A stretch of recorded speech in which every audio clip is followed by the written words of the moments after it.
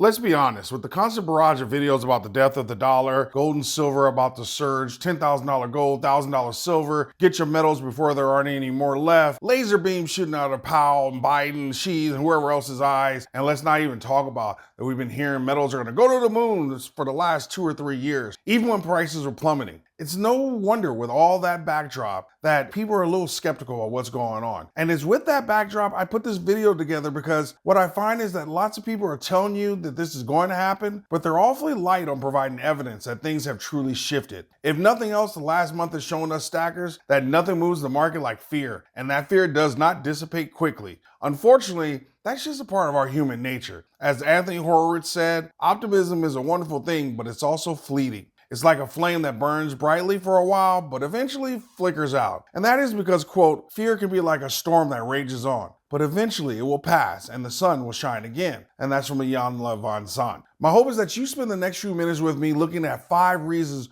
why you should be optimistic that everything has changed about the metals market. This is so important to me because as an educational channel, I want you to learn how to assess the market for yourself and not rely on some faceless YouTubers, including me. So let me also give you this caveat. Just because I believe the market has changed doesn't mean there won't be softness or even pullbacks during the summer. As you can see from this chart, gold typically doesn't appreciate much from March through July. And in fact, some of those months it actually goes down. I know this March was different. Gold was up almost 10%. But as I mentioned, that was about fear. And fear has a way of permeating and lingering over the markets. But historically speaking, we typically see weakness in prices this time of year, but that doesn't mean the market isn't in great shape. Ultimately, we have to remind ourselves that short-term predictions of prices are the most challenging. So let's look at these 5 key indicators that you should monitor over the next few months that confirm that we really have turned the corner on this market. Indicator number 1, for the moment, I want you to ignore all the talks about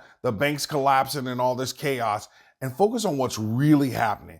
And that is banks are now tightening up their lending standards, which is absolutely going to lead to a credit crunch, which could also lead to deflation if we find ourselves in a recessionary environment. Since the banking crises, quote unquote, banks have decreased their lending by $105 billion.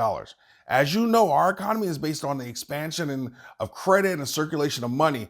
And if banks are cutting off lending, this is going to contract the economy, particularly at a time when people and institutions need cash the most, directly impacted real estate and commercial and industrial loans. Ultimately, we need to remind ourselves that less credit, less growth, more volatility is very bullish for metals. Number 2, the American consumer. Throughout all these rate hikes, a number of analysts have remarked how impressed they were with the resiliency of the American consumer. However, that appears to have shifted as credit card debt is now at an all-time high and consumer debt has reached $16.9 trillion as delinquencies also continue to rise. Third variable, housing, but in particular, FHA borrowers. As during the month of February, FHA loan defaults, those increased by 12%. Take a look at some of these headlines and keep in mind that FHA loans are typically lower income homeowners who generally put down 3% or so and generally have higher debt to income ratios. So you don't have to be Nostradamus to see how this will eventually play itself out. Fourth indicator, manufacturing and the ISM, which is the Institute for Supply Management. This gauge for manufacturing fell to 46.3, and any reading below 50 indicates economic contraction. This also happens to be the lowest since 2009. Traditionally, this is a leading indicator for layoffs, so we can see what's going on with the economy. And number 5, unemployment claims have increased to 1.8 million, and that's even though we've added 150,000 jobs recently. Of all the points, I want you to really keep in your mind and monitor 3, 4, and 5, as these indicators are major components of Michael Kantrowitz's HOPE model, HOPE model, which provides a roadmap to how the economy actually responds to changes in interest rates.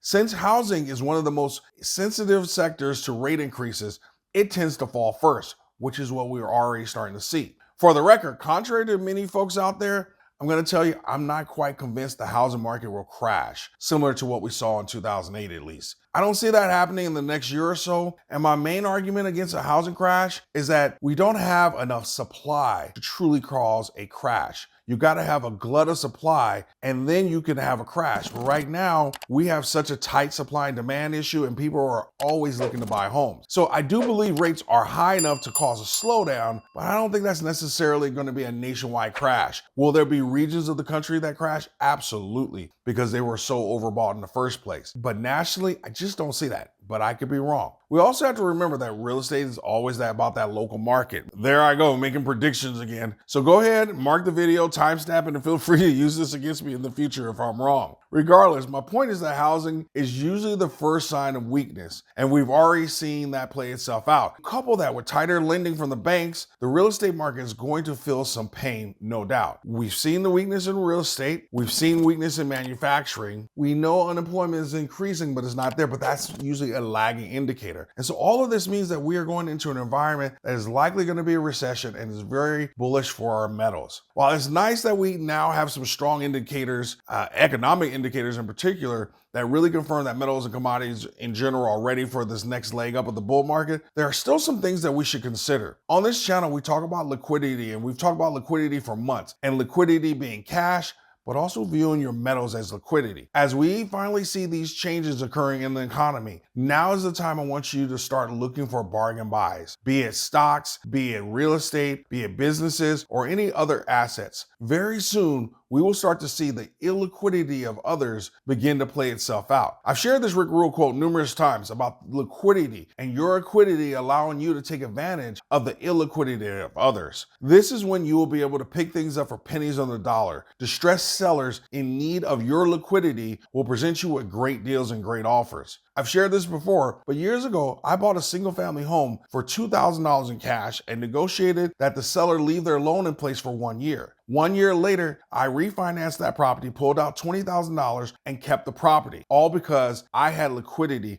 when someone else didn't. A month ago, unfortunately, Mrs. Stacker needed a new car, or should I say a new used car. But because of our liquidity, we were able to get her the same car that I have, 2 years newer, with only 30,000 miles on it for almost half of what I paid, because the seller needed to sell and she was able to pay cash. Don't get me wrong, we would have preferred to wait another year or two, but life happens. And that is exactly why you need your liquidity. This is why you have to be your own bank and the CEO of You Incorporated. We waited a long time for what is about to happen with metals. And now you can start to see the cracks in the economic system. And that is going to give us lots of opportunity. And we want to be on the right side of this wealth transfer when it's all said and done. So yes, the market has changed. Yes, we now have confirmation that the market has changed for metals. And now is the time to make sure that you are ready with liquidity and your metals in place to be able to seize the opportunity and buy your assets for pennies on the dollar. That's the opportunity that I see. That's what's changed everything for us. In addition to the 5 things that I've given you here, I want to give you a couple of bonus indicators to monitor. I want you to monitor money supply and the contraction, our national debt,